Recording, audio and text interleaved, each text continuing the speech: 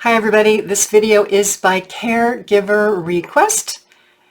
Today we're answering the question how to manage care for elderly parents when you are an only child.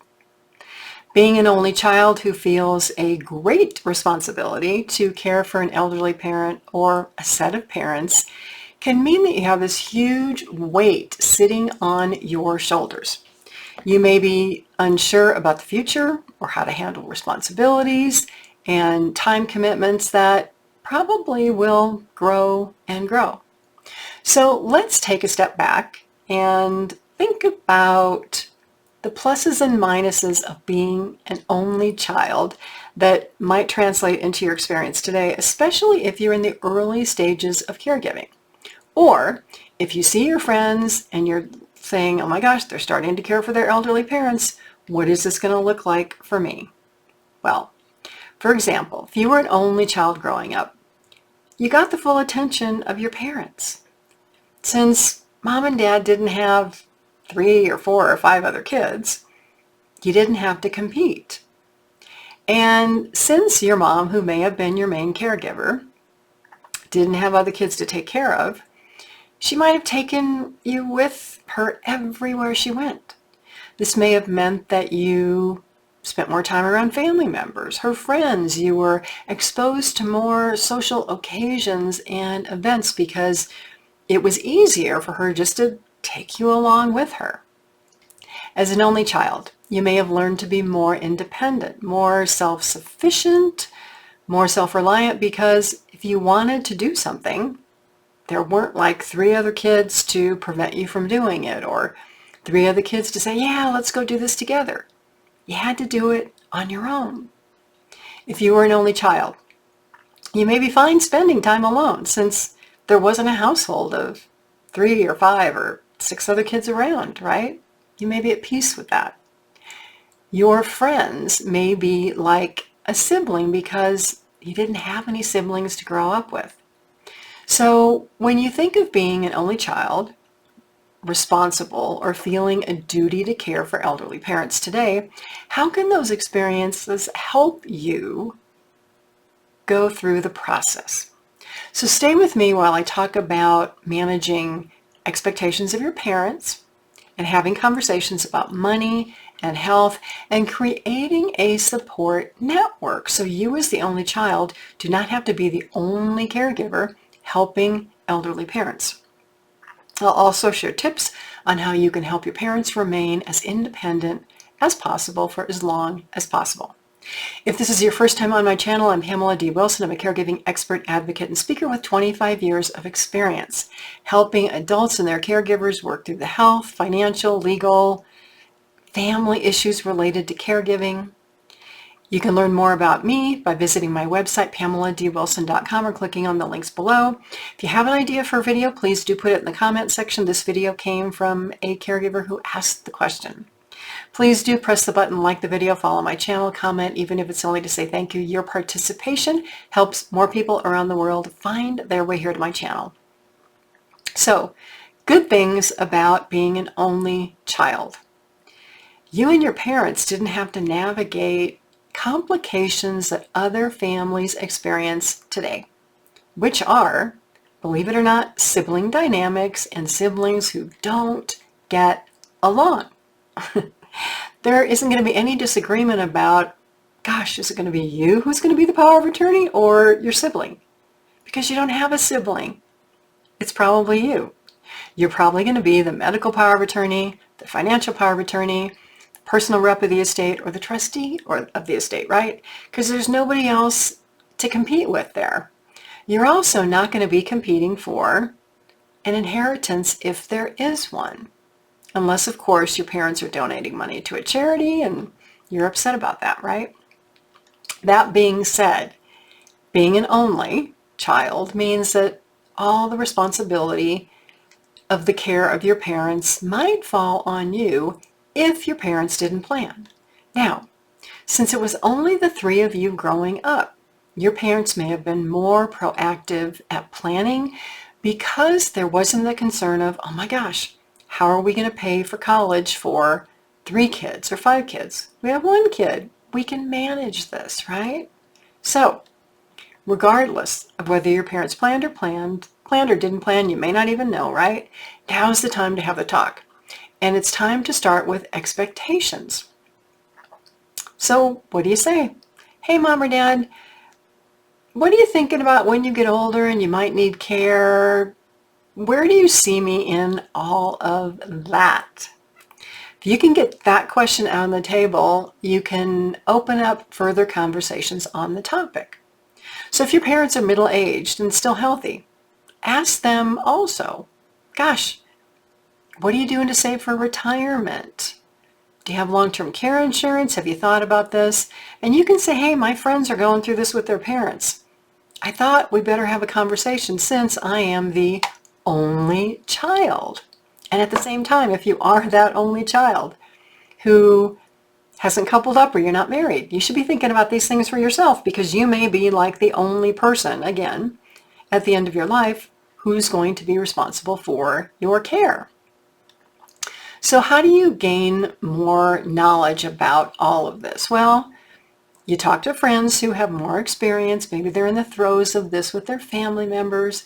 You'll hear about all of their sibling dynamics and you'll be like, oh my gosh, thank God I'm the only child and I don't have to deal with that, right?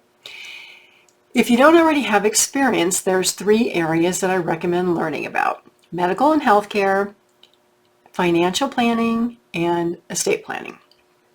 So if you or your elderly parents don't have a financial planner, get one. Talk about how to save money for retirement and costs of care. If you don't have a CPA, that's like a tax accountant, right? Get one. If you don't have an elder law and estate planning or a probate attorney who can help you with estate planning, get one so that you and your parents can create a comprehensive plan for aging and needing care. However, if it's already too late and the train has left the station and your parents didn't do any of this and they need care today, I still recommend starting with the estate plan. You want to make sure that parents have these documents, because if something happens to one of them, who's going to make decisions? It's you. And if you don't have the legal ability to make decisions, it's going to be very difficult. Get these documents in order for your parents and for yourself, so that if something unexpected should happen and one of your parents dies first, or maybe they're, I don't know, both injured in an accident, you will be able to know what they wanted and have the legal power to make healthcare decisions for them and to manage their money. Or, God forbid, you have a diagnosis of Alzheimer's in your family. Then you need these documents even more than you think, because once memory loss progresses, you may not be able to go back and do the documents and you may end up in a court situation. Now, as an only child, let's talk about money and be realistic about money. So, how much money do your parents have? How long will it last based on average amounts for different costs of care?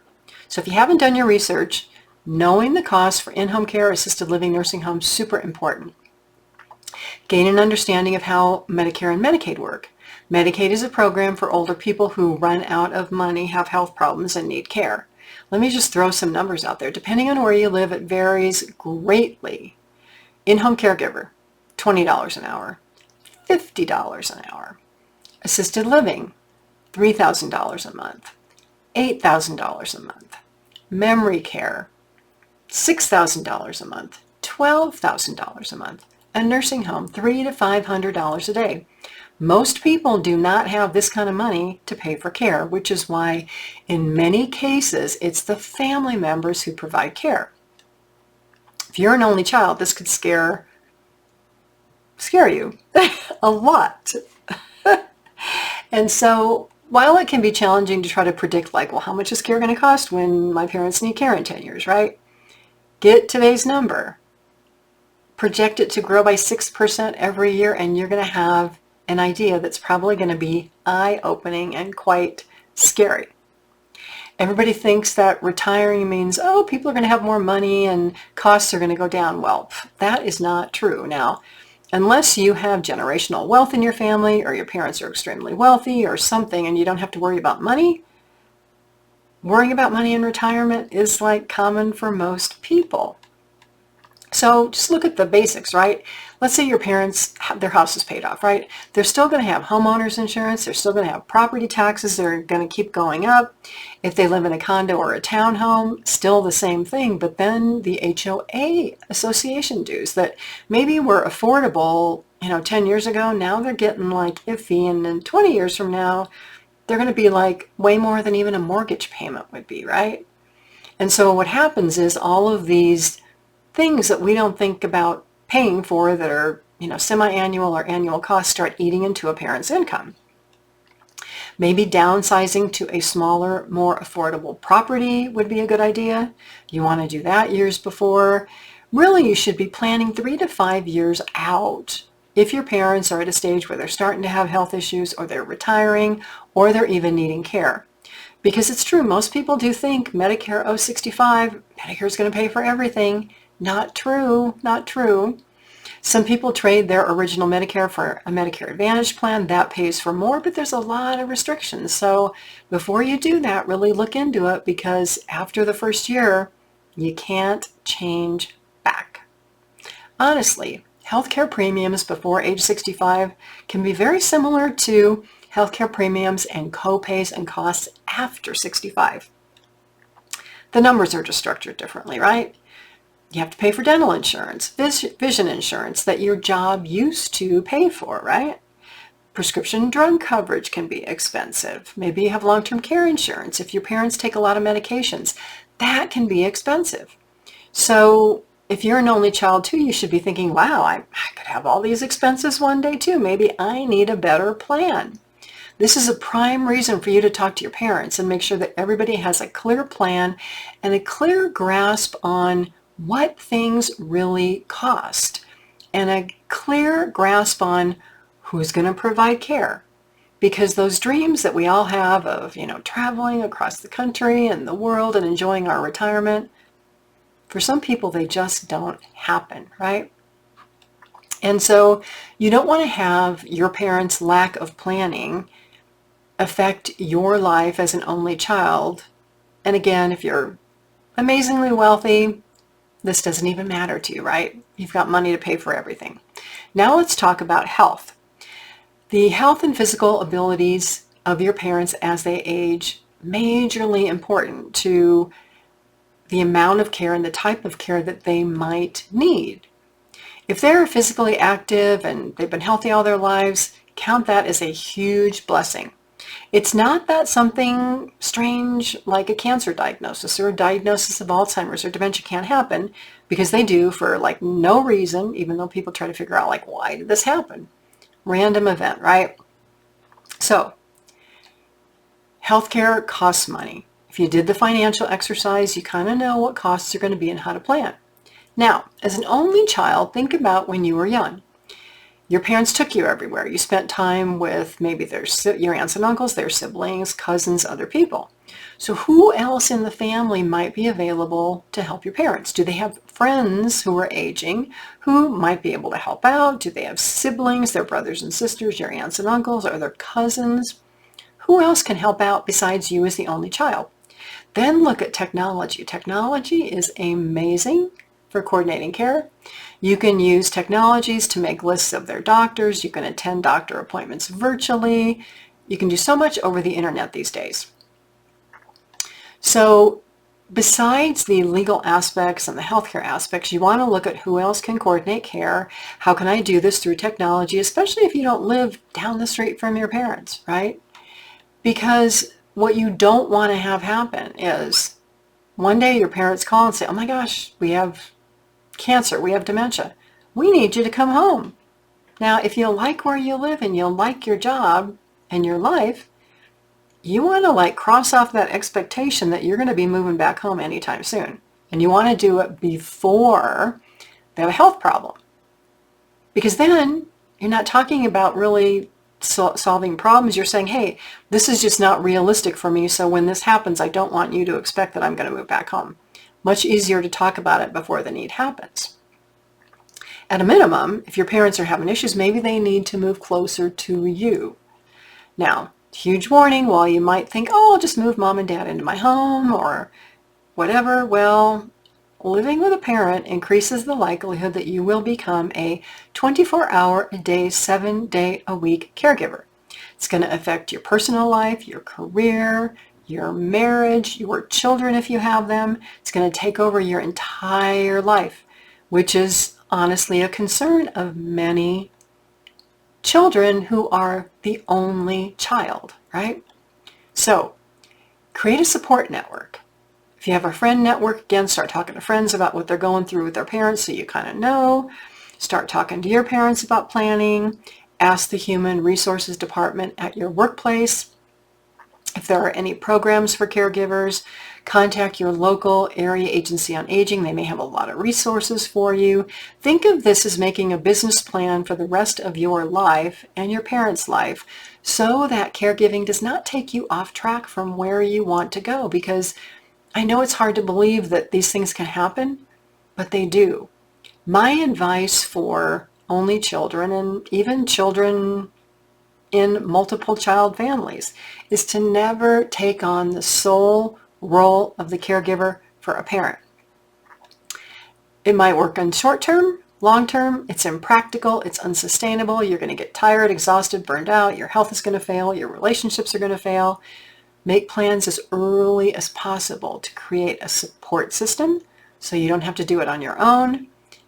Do your research on costs, get the estate planning done, because the more educated you are, the more support you have, the less this will affect you. You'll have a plan and you'll have a backup plan.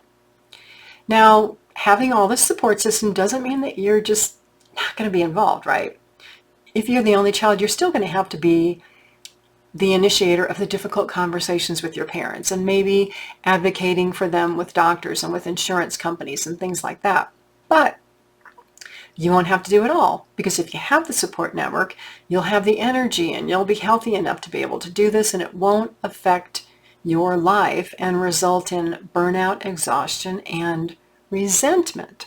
So if you don't know how to do any of this, if your parents need help, if you need help having a conversation with your parents, you can schedule a one-on-one consultation with me. Go to my website, PamelaDWilson.com, click on the services button and then Elder Care Consultant, where you can make a request. The link is also below this video. I thank you all so much for being here, and I thank you for the person who asked for this video. Again, put your video topic requests below here in links. I do read all of them. I will see you all again soon in another video.